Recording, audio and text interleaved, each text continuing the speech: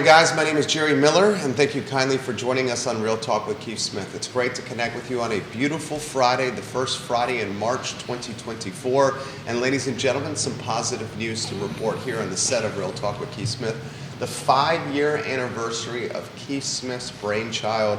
Can you believe it? We've made it to the 5-year marker. There were some times where I didn't think we would make it to the 11:15 a.m. marker of that given day, but here we are 5 years later, and that is cause for celebration.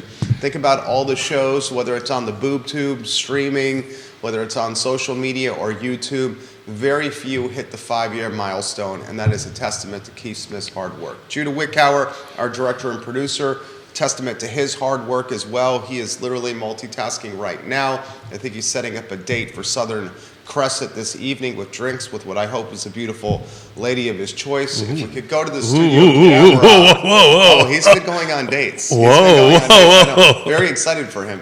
That was the breaking news you needed to start. It's the app that all the young kids are using these days called Bumble. That is Dave, he's just been relegated to second place. So we need to talk about that. Can we go to the studio camera? Remember, the 4 mics are being utilized right here. Judah's saying, thank goodness I don't have to talk about this. Can we go to the studio camera and welcome a cast of characters? Keith, 5 years. Maybe that's why we're going to talk about it, so he can't. That's can't exactly respond. right, Keith. 5 years, it's just brainchild. I mean, thank you for the kind words. Not so sure any of those things fit into the description of me, but thank you.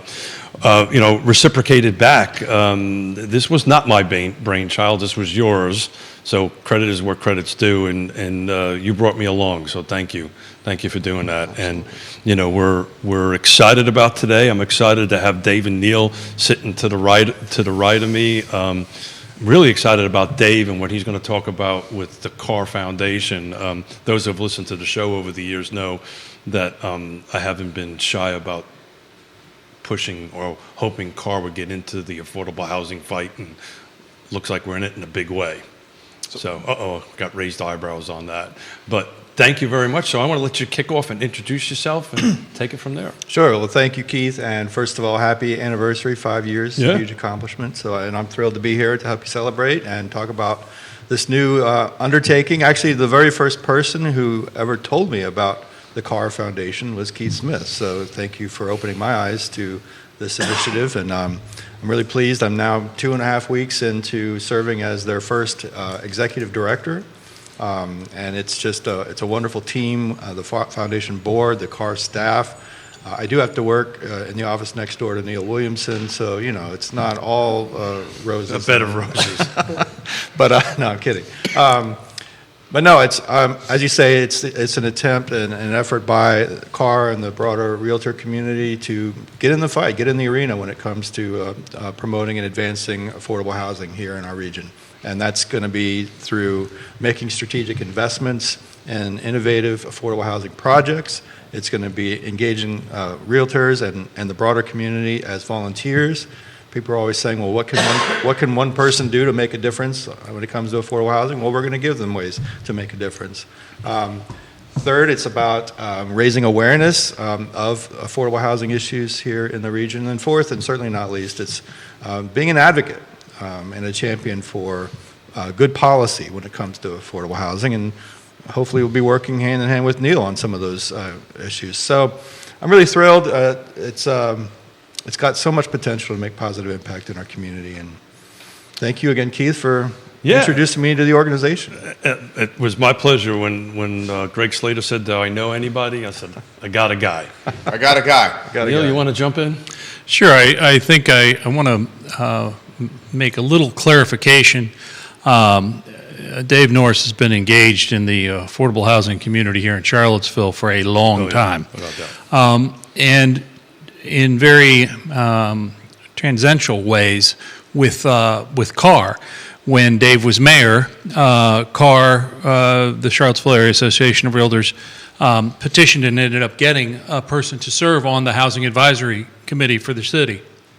It is no small shakes. Bob Hughes served for, I want to say, about half a dozen years, and S. Lisa Herndon has served. S. Lisa Herndon also served on the CVille Plans Together comprehensive plan, affordable housing plan first, and then the comprehensive plan, and then the zoning ordinance. So I would suggest that CAR is taking a much more public step forward, but has been engaged in affordable housing issues well over 20 years that I've been associated with the organization. So thank you for clarifying that, and thank you for correcting me on that end of it. So it's the public-facing side of it that I was referring to, that, you know, we take more of a public outcry or a public approach. Public and organized, right? And it's an official 501c3. Yeah. Right? So, and this has been a long time in the making. It has, and CAR also took a huge public step last year associated with the zoning ordinance by endorsing it and supporting it with a $125,000 advertising campaign advocating for the passage of the new zoning text amendment. A branded website. Branded website. With reasons why patch. upzoning is good for the community. I was impressed with that as well. May not have necessarily agreed, but was very impressed with the effort. It included letters to the editor, which is old school, but also patch calls and digital advertising, as well as social media advertising and over-the-air advertising. It was a well-integrated campaign that proved that the realtors are leading the charge on finding solutions to affordable housing. You may agree or disagree that this will have an impact. I will say this. The previous zoning ordinance was not having a positive impact. That's fair. That's very well said. What do you think on that, Dave Norris? No, I totally agree. In fact, one of the opportunities that the CAR Foundation is, potentially going to be looking into is how do we now that this effort has proven successful, and Neil he's a humble guy, but he's very much involved in that effort he just talked about. And so the next question is, how do we then help property owners, small developers, other real estate sort of professionals to take advantage of the new zoning ordinance and to make sure that it does generate an additional supply of affordable housing? Because, one of the pushbacks was, well, that's all well and good, but it doesn't necessarily guarantee that much new affordable housing is going to be built. The tools are there, but are people going to take advantage of those tools? And so in our foundation board meeting last week, we talked about that could be one role that this new foundation plays, is how do we educate folks and make it accessible and actually help this new ordinance to live up to its potential. John Blair giving the panel props So, and congratulating you on 5 years. Thank you. So back on the public-facing thing, so that was the point that I was trying to make, and I fumbled the word, so thank you for clarifying on that, more of a public-facing approach on it. So is that going to be the part of the responsibility of the CAR Foundation, is to be a little bit more public-facing? Well, as Neil said, it's been public-facing to a certain extent, but this is really taking it to another level, right? And the part that's sort of new to CAR, they've had a workforce housing fund that has helped a number of people, teachers, police officers, et cetera, buy their first homes here in the community. But we really want to ramp up on the investment side, on the funding side, to invest strategically in, as I said, innovative housing solutions. And creating that fund and managing that fund is something new and different for CAR, and I think has so much potential, whether it's getting involved. We had a meeting just last week. I don't think this is a trade secret, but we had a meeting just last week with some of the stakeholders in the community land trust effort. How can we be part of that? How can we help more renters become homeowners, even in their own neighborhoods? There's an initiative underway right now, largely thanks to Keith Smith, in the Prospect Avenue neighborhood, where folks who have been living in Blue Ridge Commons or Bluestone, Greenstone on 5th. It used to be Blue Ridge Commons. Yeah, that's the one I remember. Low-income housing, a number of long-time renters in very low-income housing who never thought in a million years they'd be able to buy a home here in Charleston, particularly in today's real estate market, are now becoming homeowners. I will tell you, I've been doing this for 35 years. There's no greater feeling than handing a set of keys and they just in tears. Right, sure. And they're generally not in tears or excited for themselves, or excited about the opportunity to pay it forward. There you go. And that's usually what you hear is, they're excited for themselves and never thought that they would get into the ownership world or own a home, but not to have the ability to give that opportunity to somebody else. So how is the foundation going to help, right? Let's face it, we're going to have to raise a lot of money to do it. That's a big part of it. So how is that going to happen? Yeah, so certainly we'll be raising money. The CAR has capitalized the foundation at a certain amount, but we definitely need more because there's a huge need out there, as we all know. Realtors know it perhaps as well as anybody because you're out there every day talking to people about housing. We did our first land trust house at Lake Monticello at $215,000. I had 50 real estate agents call me in 2 days. Wow. With buyers. That's amazing. That's amazing. Feed's already blowing up. This is from Jonathan for Mayor Norris. Mayor Norris, you mentioned innovative housing strategies in your CAR foundation. What exactly does that mean? That's a great question. So we've already talked about, potentially getting involved in a bigger way in supporting the land trust. But it's not just about home ownership too. If you look at some of the innovative approaches and projects that are coming down when it comes to revitalizing public housing, when it comes to building permanent supportive housing for the chronically homeless, when it comes to, across the board. This is a town, there's a lot of civically engaged nonprofit leaders here, particularly in the housing arena, who have a lot of good and innovative ideas for addressing our housing challenges. And for the realtor community now step up in a big way with funding and volunteer support and advocacy and engagement and awareness raising. It's going to help move those efforts forward. And so I don't want to, we haven't decided at this point as a board, as a foundation, exactly which projects we're going to invest in because we're still in the very early stages. But there's certainly a lot of opportunity out there. And I just talked, part of my job over the last 2 weeks has been reaching out to other real estate association related foundations all over the country. I was talking to one out west a couple days ago, and they, as a realtor community, got involved in a tiny homes project in their community as an innovative solution to get people off the streets and into housing. So there's any number of ideas out there, and I'm excited to have the chance to sort of do a scan and talk to folks and engage with folks out who are on the front lines and figure out how we can be a support to their efforts. Well, and the thing of it is that the CAR Foundation board, in selecting Dave Norris as their first executive director, really bought into an institutional knowledge of not just how it works, but who sits where, and relationships that Dave has had over the last 15, 20 years. And so when he picks up the phone and calls and says, hey, it's Dave, wanted to talk to you about X. I got these folks out west that are saying tiny houses. Has that got any legs here for what you've seen? I mean, these are relationships that, quite honestly, I commend the board for choosing Dave because he has seen some things here and been innovative. I remember when the crossings came through, and I had all kinds of misgivings about it. All kinds of, you can see the documentation. But I now see people wanting crossings too. Right. And so I think that the idea of hiring a leader is a goal for a foundation, and I believe that the CAR Foundation board did a great job in selecting Dave. Richard Allen Fox watching the program. He says Richard. Love Dave Richard. Norris and Neil Williamson doing a fantastic job and an incredible wealth of knowledge between these two men. I have a question for you. Would the CAR Foundation ever get into actual home ownership itself? I don't see the CAR Foundation at this point actually building or managing housing itself. I think we're going to play more of a catalyst role and an advocate role and a funding role, but not necessarily doing it ourselves. There's so many great nonprofits out there who are building housing, who are developing housing, and not just nonprofits.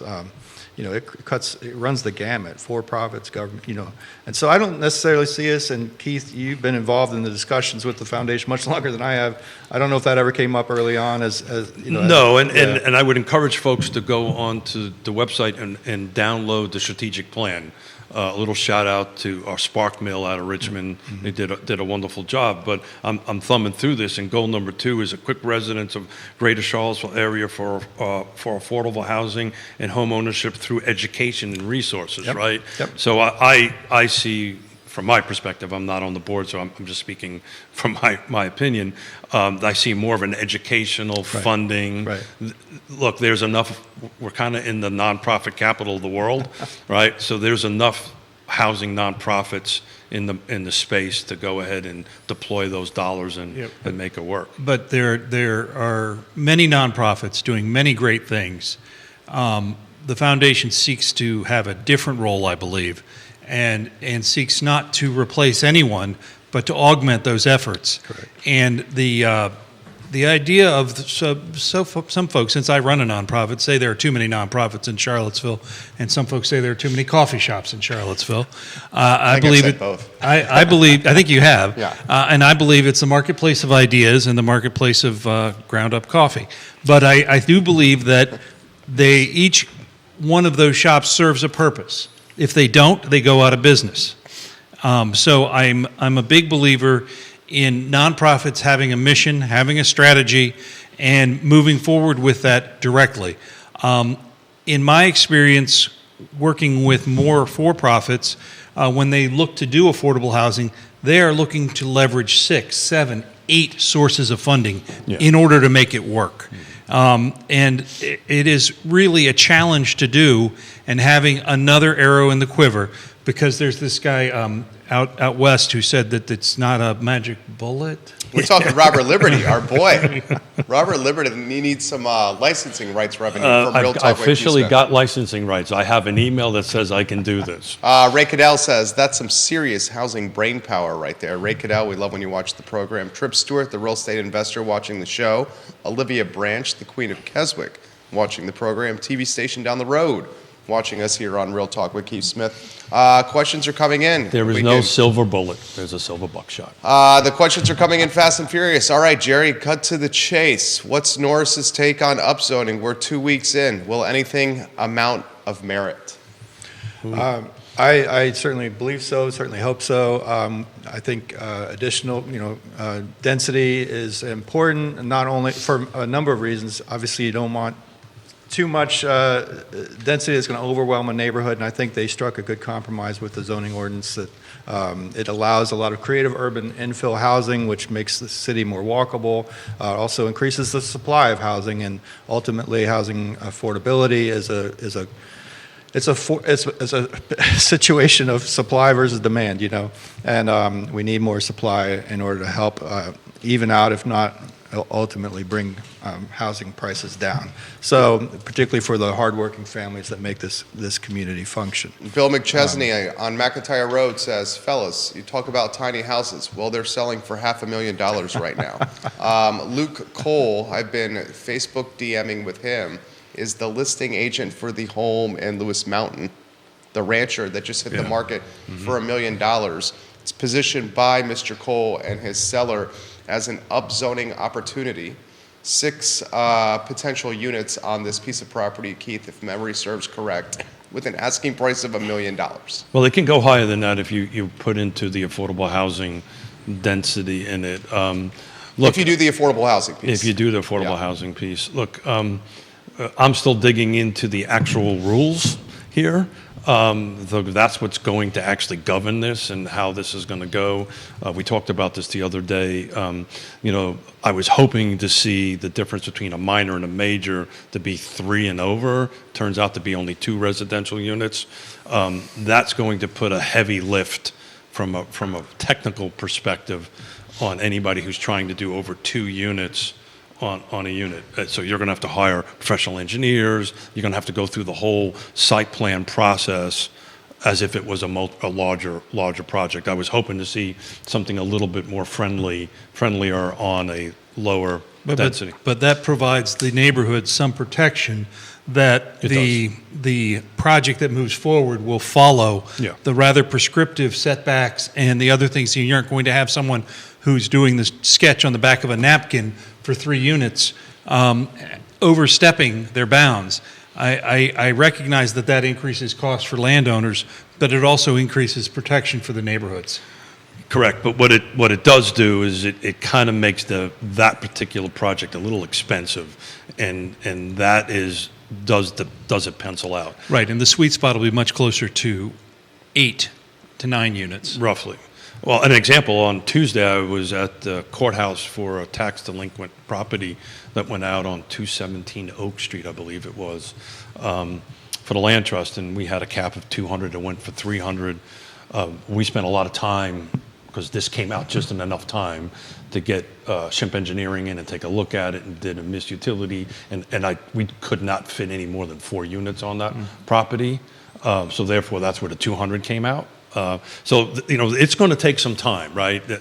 And usually nobody really wants, it's like buying a new car, right? Nobody wants to be the first model out. So this is going to take a little time for people to kind of go through, get the staff to kind of understand exactly what the zoning ordinance is, the developers and the builders and the property owners. So it'll take some time to cycle So what out. I'm hearing is it's going to be an evolution, not a revolution? It is going to be an evolution. And that's certainly what we've seen in other cities that have adopted new zoning ordinances. As you know, I'm part of stuff between out west, and that's exactly right.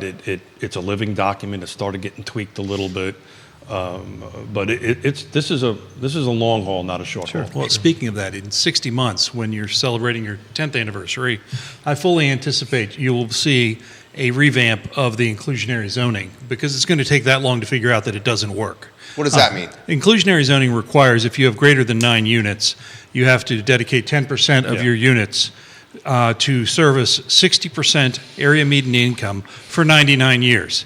This will put a chill on major multifamily. Not completely freeze it out, but it'll place a chill on it. And I believe that in 5 years' time, you'll see some pullback on that. That's the reason our phone is ringing off the hook at the land trust, by the way. Well, and a lot of people right now tell me in the civil engineering field, there's a lot of desire for 9-unit buildings. Yeah. This is a great question right here from Caroline, who watches a lot of our content. How does the Carr Foundation serve as a liaison between the various governments? It's affordable housing, and housing affordability is not just tied to one jurisdiction. Great comment. Yeah, and again, as I think Neil said earlier, we're not here to duplicate things that are already in place. Keith's been leading the charge already for a number of years now with the Thomas Jefferson Regional Housing Partnership, which is that liaison. Which, by the way, you just got a seat on. You just don't know it yet. Oh, thanks. Right. But that's essentially what I think Caroline's talking about, is a liaison. It's a group that it's a forum that brings together local government representatives and other stakeholders to sort of coordinate efforts and kind of. It's built on the 4 pillars of what I call a healthy housing system, which is the local governments, the for-profits, the nonprofits, and the people who we serve. So you would be there as part of the nonprofit. Yeah, so we'll certainly be part of that, and part of those conversations are the Carr president, Ann Burroughs, has said publicly she wants Carr, through this foundation and just in general, she wants Carr now to be at the table whenever affordable housing is on the agenda, and I'm excited to help Carr get there. So. Comments coming in quickly here. Neil Williamson, his covered upzoning close. So here's a great comment. This is from, there's another Keith in this town, and he's watching the program. Really? Yeah. Keith Which says one? this. You know this one. Got it. Yeah, you know this one. Neil covers the upzoning and the zoning documents closely with the Free Enterprise Forum. Can we unpack this more and how this applies to actual development in real time and create tangible results as opposed to just fodder for your talk shows, Jerry? Well, in real time, it will take about 24 months to 36 months before a significant project works its way from the concept phase to application all the way through. That is unfortunate and is reality. Until then, it will be fodder for Jerry's talk show. I know, it's been great for the talk shows, I'll be honest here. It's been great fodder. Do you want to touch on any of that, Dave? No, I mean, I think Neil's been much closer with the zoning issues than I have, and I think he's exactly right. But again, not to repeat myself, but this ordinance provides a tool, right? The question is, and it specifically provides a tool to potentially generate more affordable housing. The question is, are people willing to utilize that tool? And that's where I think the Carr Foundation can play a role. Yeah, so we're moving from a hand saw to a circular saw, right? And it takes a little bit of time to actually learn how to use a circular saw and get the skill to go ahead and do that. And Neil's 100% right. I mean, I think you'll see, and I've said this before, the low-hanging fruit. This is going to be the duplexes, the auxiliary dwelling units, There's a whole utility component of this that we haven't really dug into on how that process is gonna work. But it's gonna take time, and folks are gonna try to get through some of these 8s and 9s and 6s just to see how this process works. And I use the word tweak, but it will be ratcheted one way or the other. Lloyd Snook said that very thing sitting in your chair. This is a great question. Neil, why don't I throw this to you here? Can the Carr Foundation help bring potentially the University of Virginia to the table with helping with housing affordability? I'll add or piggyback this. Michael Payne has been more vocal of late with the pilot, the payment in lieu of taxes idea that we've seen with other university or college towns that have the endowment that UVA has. For example, Harvard, Cambridge, and Boston come to mind. Anywhere you want to go on that topic? Well, I think I do not carry water for the university, number one. And I did not get into the university, and I'm still bitter. But Where'd you go to school? I went to school in Southwest Virginia. Okay. The Radford University. Radford Okay. University. The idea of pilot really focuses on private universities much more than public universities, and I believe that the president has a very good point in that regard because they are a state-funded university. That being said, over the last couple of days, I've been trading emails with Pace Lockney from UVA, who is heading up their affordable housing initiative. They are doing some pretty exciting things with 3 different sites. I want to say it's up to 1,500 units. The Discovery North Fork Research Park just got a rezoning, passed through the Board of Supervisors 3 weeks ago, and that will include affordable housing. Tim Rose, the longtime president of the UVA Foundation, said he really wants to do more than what is currently the county minimum of 15%, but that's what the rezoning has to go forward as until they line up a lot of other things. So I firmly believe you're going to see UVA, which is a completely different place than where they were 5 years ago. This is I have had conversations with the top people at UVA. Keith goes to these closed-door meetings with members of the UVA staff talking about actually providing land for affordable housing. This is a whole new day under President Jim Ryan than it was under the previous administrations. It wasn't me. It's a regional housing partnership, and it took about 10 years to get UVA at the table, and we're much like Real Talk at its 5th year anniversary. Regional housing partnership is awfully close. Dave, you want to jump in? I just want to echo what Neil just said. When I was the mayor here, I had a meeting once, I'll never forget it, with a very senior UVA official who said to me to my face, Charlottesville's problems are Charlottesville's problems. And we're here to educate students and do what we do. You guys take care of what Charlottesville needs. And I think it's completely changed, as Neil just said. It's an absolute 180, and you do have 1,500 units coming. The 3 projects are now defined.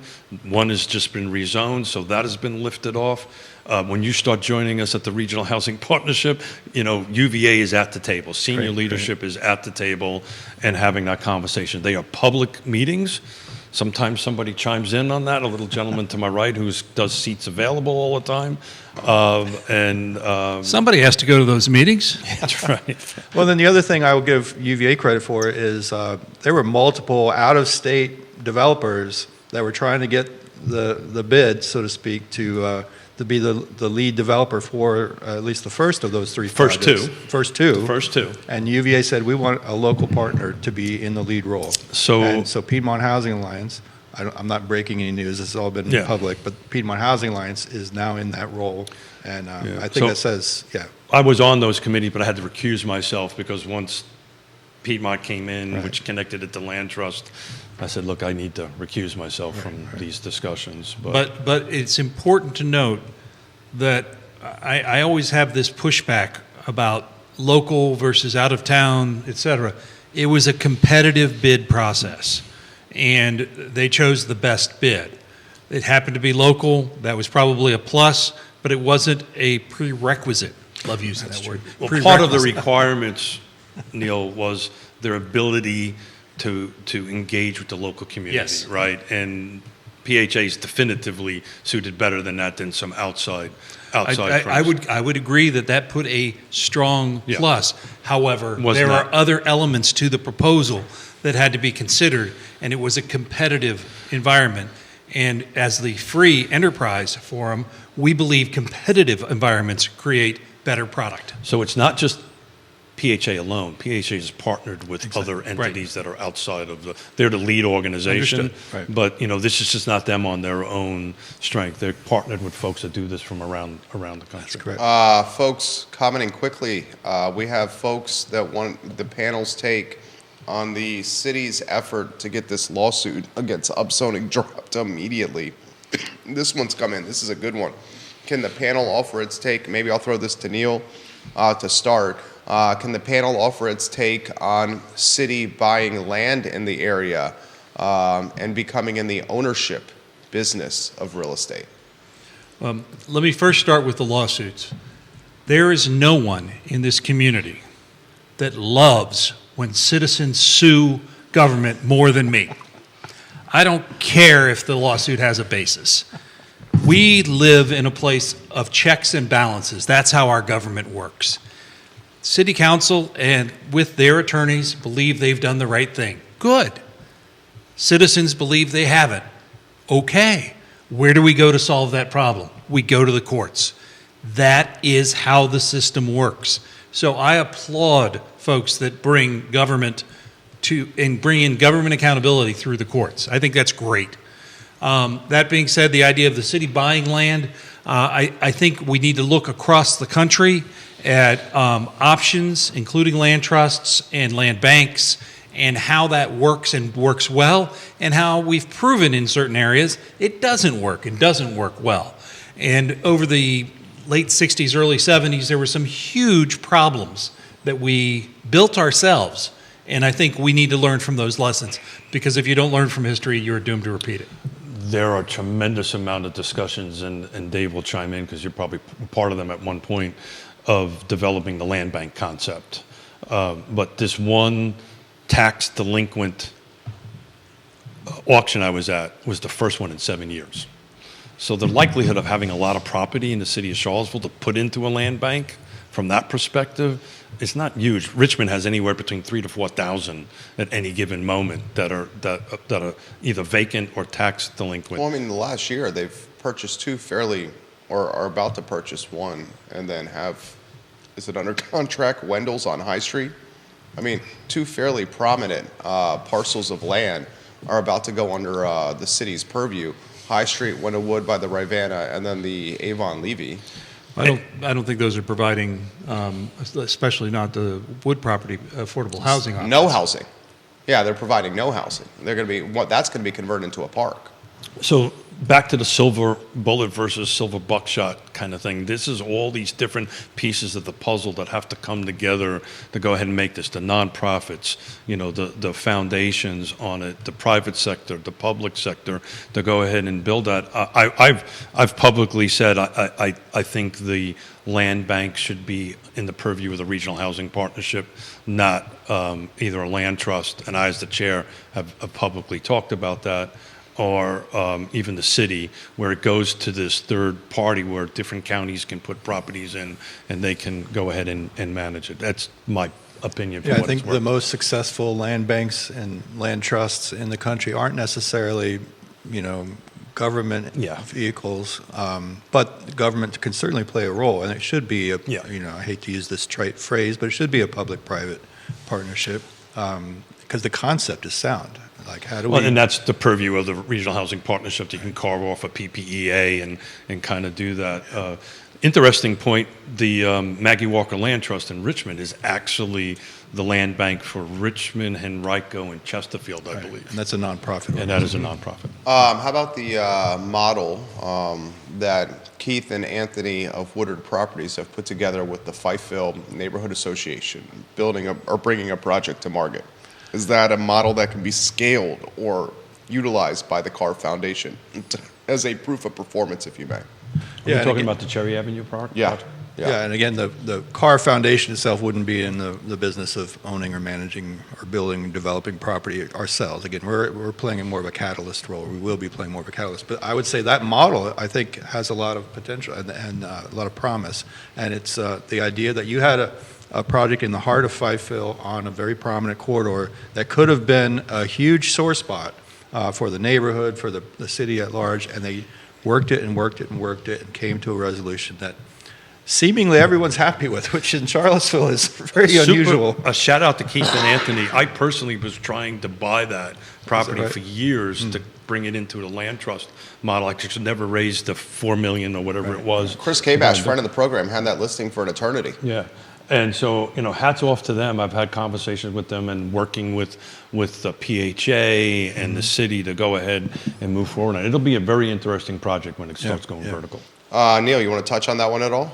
I think each development team brings a different flavor to projects they move forward. There are times when the resident-driven projects take a lot of time to make happen, and you can understand why there are certain times that doesn't work. But there are other times when it does work that it's magical.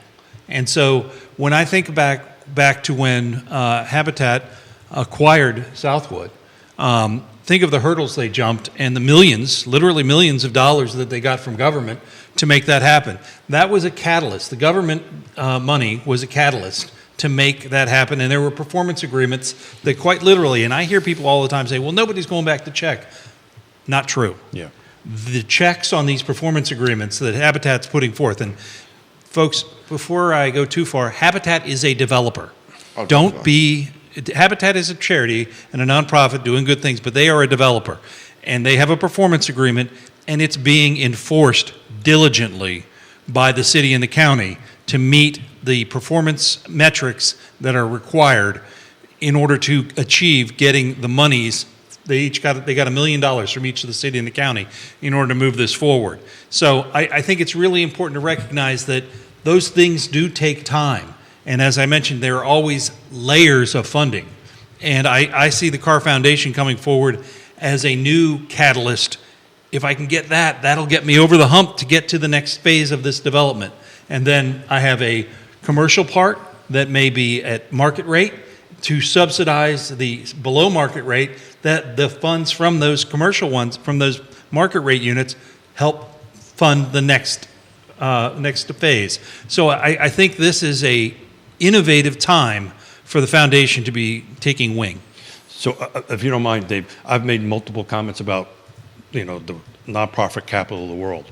That being said, the project that Habitat has done has never been done in the United States by any Habitat organization. So our little town of Charlottesville, our little region of Charlottesville, and I have these conversations with folks out west, are on the map that, Habitat really, and the developers, but they really took the bull by the horns and are doing a project now other habitats around the country are trying to emulate. So yeah, and they actually beta tested it down here Right. in Belmont Carlton neighborhood with the Sunrise community, Right. which was the very first mobile home community, I believe, in the whole country that was redeveloped without any displacement.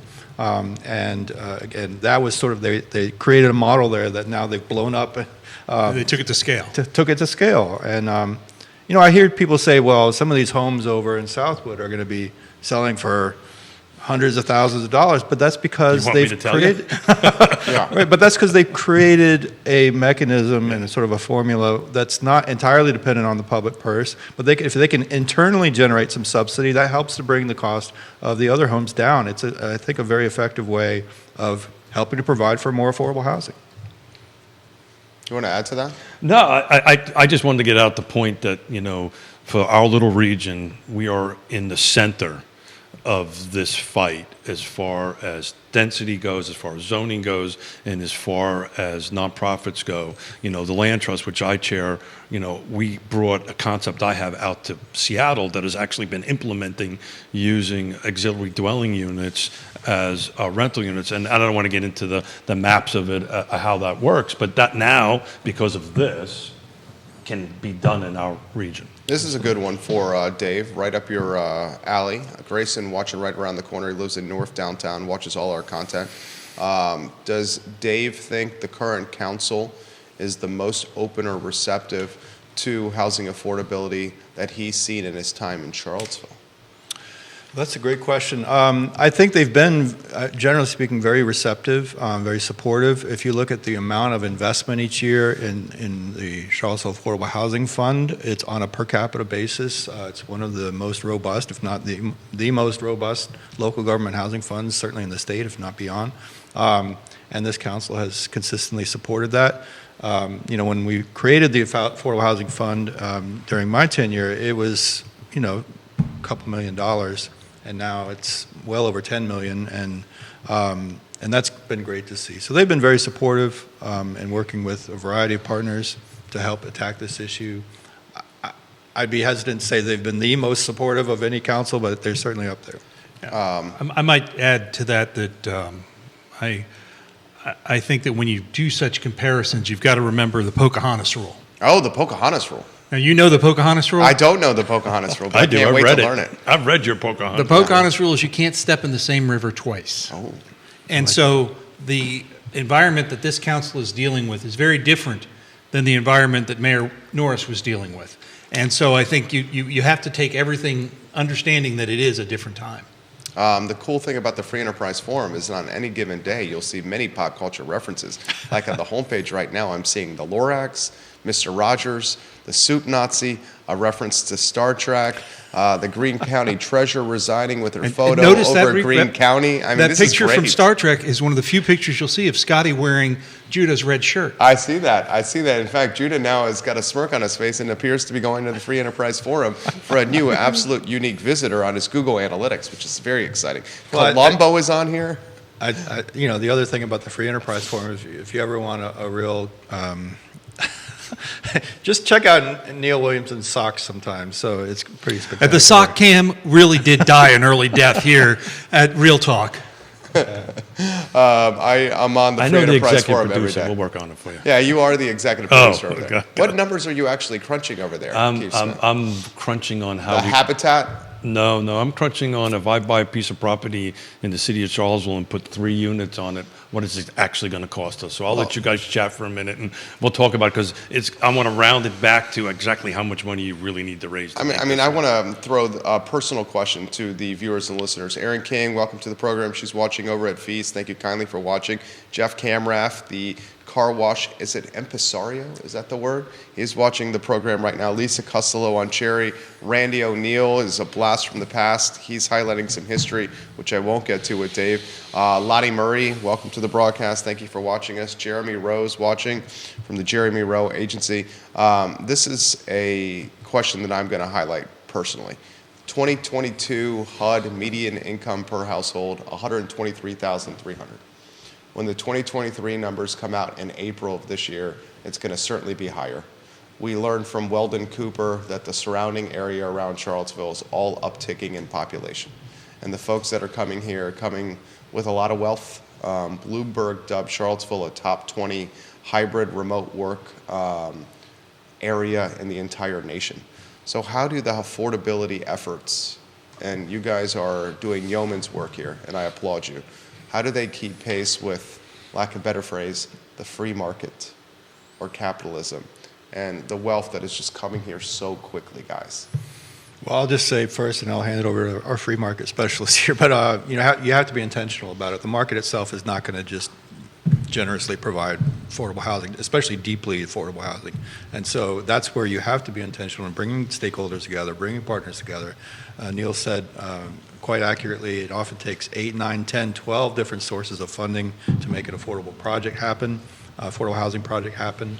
And if you're not intentional about it, if you're not working on it every day, like Keith's been working on it with the Regional Housing Partnership and the Land Trust, it's just not going to happen on its own. And as I said earlier, to a certain extent, it's a question of supply versus demand. And so we have to increase supply of housing. Neil has a great quote, which I cite all the time, about we need housing at all prices. I'm paraphrasing. More housing everywhere for everyone. There you go. So Hashtag. hashtag. But when you talk about, for instance, the crossings never would have happened through market forces. It just wouldn't have. And so that took, but there were market forces involved in it, but it took a lot of partners coming together to make that project work. And I do think we can continue to make an impact. It's never enough, honestly, but we have to keep trying, because, again, otherwise we're going to become one of those cities where the people that do the hard work, I say this all the time, the people that do the hard work of making the city function, making this university function, won't be able to afford to live anywhere near here. You almost have to fly to qualify now. Right. It is true, and the market shouldn't be the one to handle deeply affordable housing. If the community has a desire to have deeply affordable housing, the community should be paying for it. Well, and I think the community does. I agree, and they're putting money towards it. Yeah. They're doing so privately through the foundations and through the nonprofits, but the market forces don't. Now, if we had a realtor who had been in this business for like 30 years or something, Maybe since 1987. maybe, they will tell you that sometimes you see wanna call product mix change. Literally, right now, in new product, we're seeing, especially out in the Crozet area, Over-unders. a lot of over-unders and townhouses coming on because that's where the market's going. Yeah. And that is what the market should be doing. It is dealing with those things that the market can deal with. The When you- market adjusts very quickly. very quickly. And when we had that time of great unpleasantness, you saw the builders that survived made changes on the fly to their product mix. And I'm a firm believer in the tapestry, in the quilt of different products to serve all kinds of incomes. And if you get in on on the housing ladder in an over-under situation, 2 over 2, you could be there 10 years and all of a sudden have a great amount of equity to get to the next step.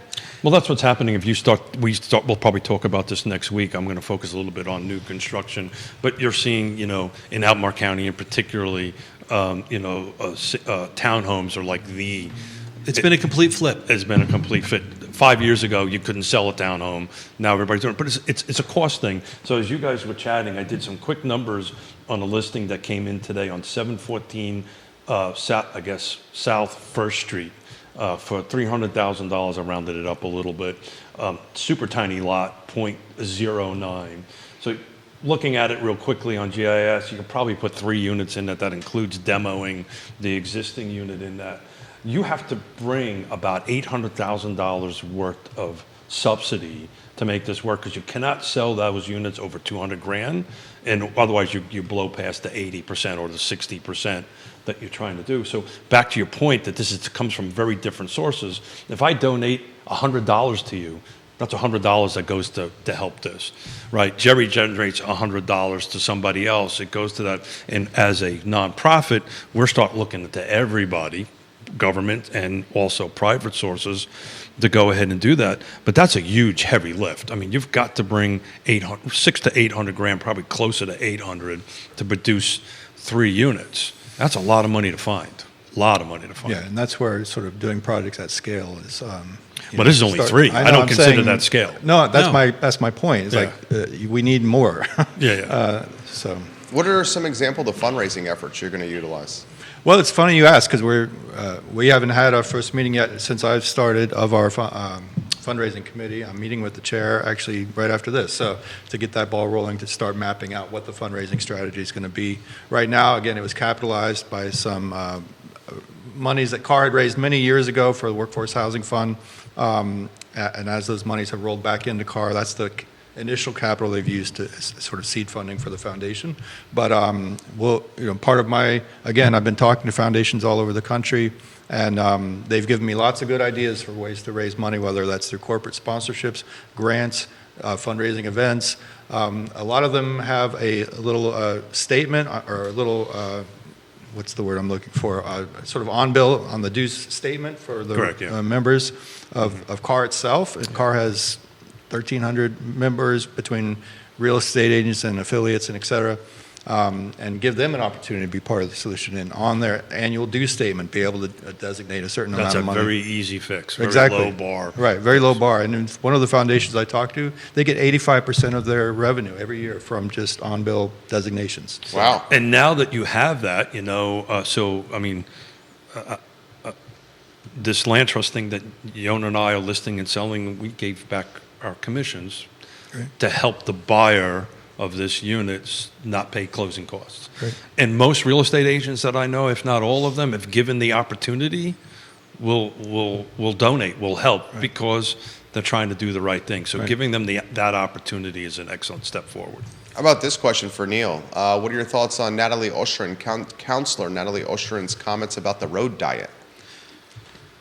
Well, first off, I want to say Natalie Oshrin did prove to be the swing vote on what I consider to be a no-brainer decision.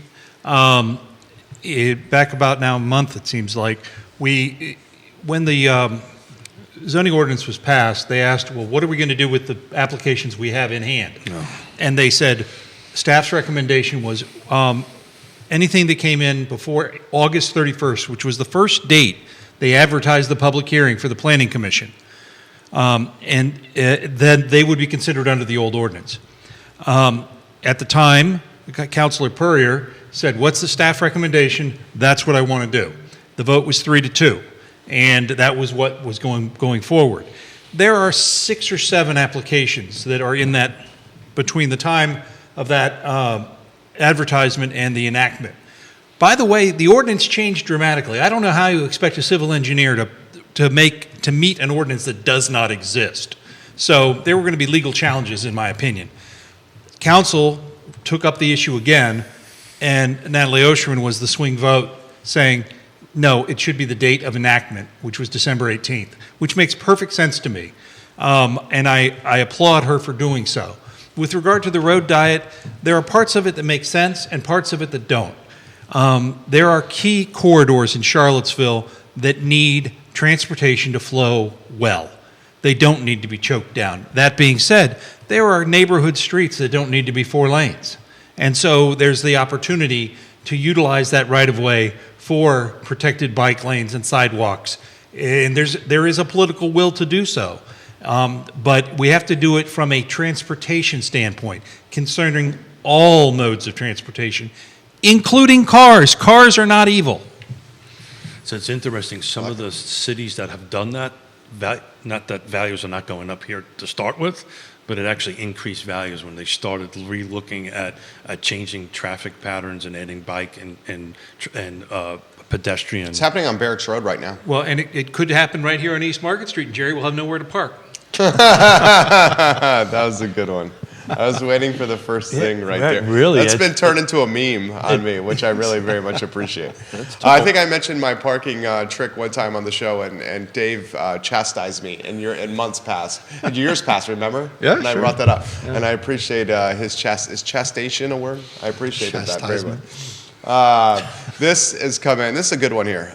So Neil and Dave obviously are fantastic on any show here. I'll throw this to you, Neil.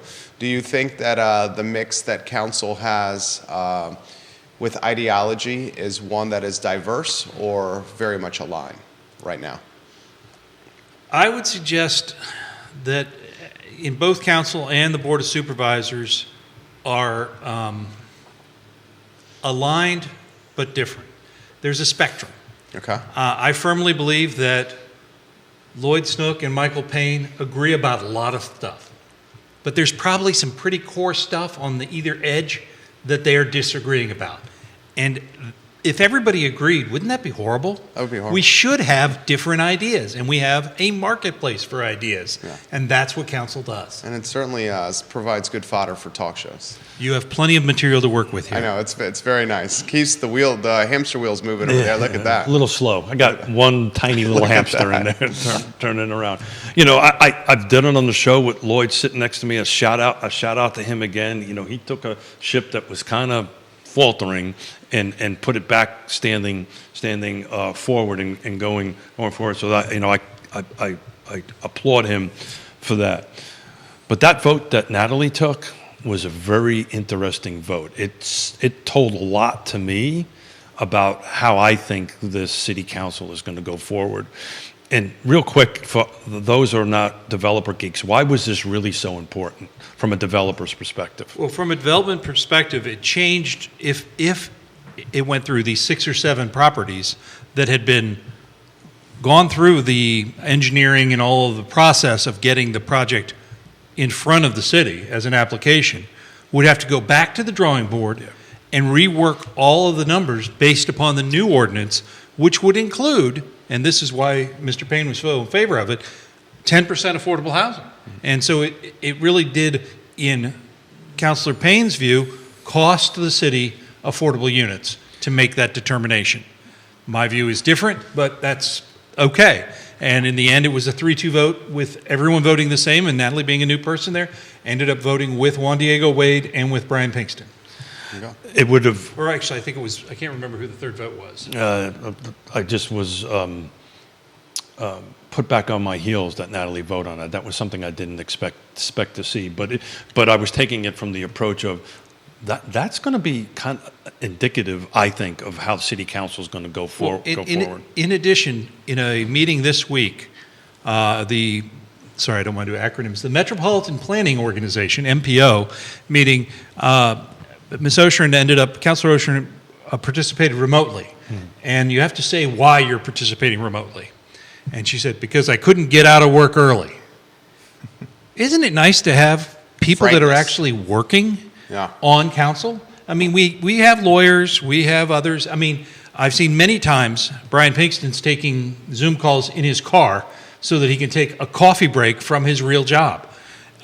Too often we have put these positions of city council and board of supervisors in only the retiree can do it. Well, I will say city council seems to have folks on council mainly that are working jobs. They do now. Albemarle yes. County is different. Albemarle County is more retiree.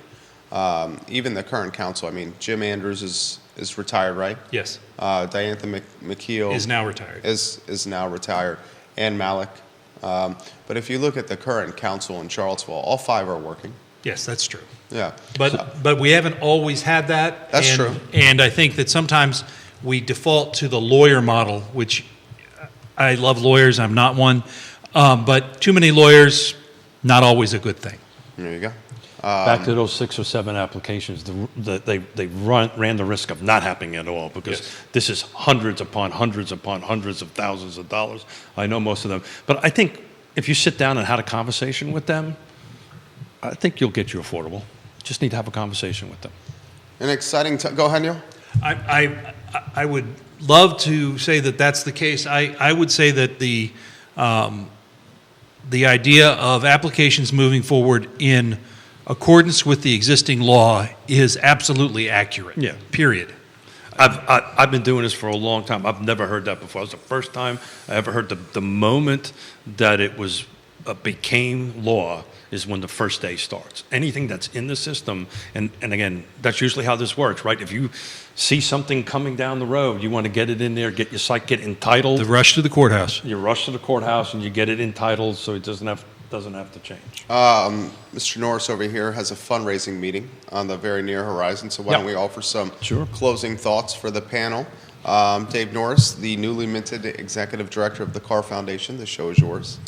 Well, again, thank you for having me on. Again, I'm 2.5 weeks into the job, so I'm still drinking from a fire hose, but I'm excited about the potential of the Carr Foundation to make a positive impact, working with all the partners, including folks around this table, and to harness the resources, the time, talent, and treasure of not just the realtor community, but the broader Charlottesville community to focus more energy and attention and money on addressing affordable housing. So I'm excited, and look forward to coming back in the not too distant future and actually reporting out on concrete outcomes. Always We're welcome. excited. Always welcome. Absolutely. Neil Williamson, my friend. Folks, I start January every year as a fundraising year at 0. Please hit the donate button at freeenterpriseforum.wordpress.com. We only exist because of the funds that are provided by the community. We go to the meetings that you don't want to, and we let you know when something happens. So please support Free Enterprise Forum. Neil Williamson's fantastic. Keith Smith. Dave, right person at the right time. Thank you. Thank you very much for taking on this role. We're going to give a shout out to you, Neil, on how to donate again, but how can we donate? So we're working on that. That's what this meeting about is. You got going. Got it. Nice job, Smith. But certainly you can go to the CAR website, car.com, CAAR.com, and there's a link at the top. You can click and find information about the Is your foundation. contact information there? Not yet. We're in the process of building our own website for the CAR Foundation. So right now it's you can find us through CAR, but anybody can email me at dave@carfoundation.org. That's CAAR foundation.org.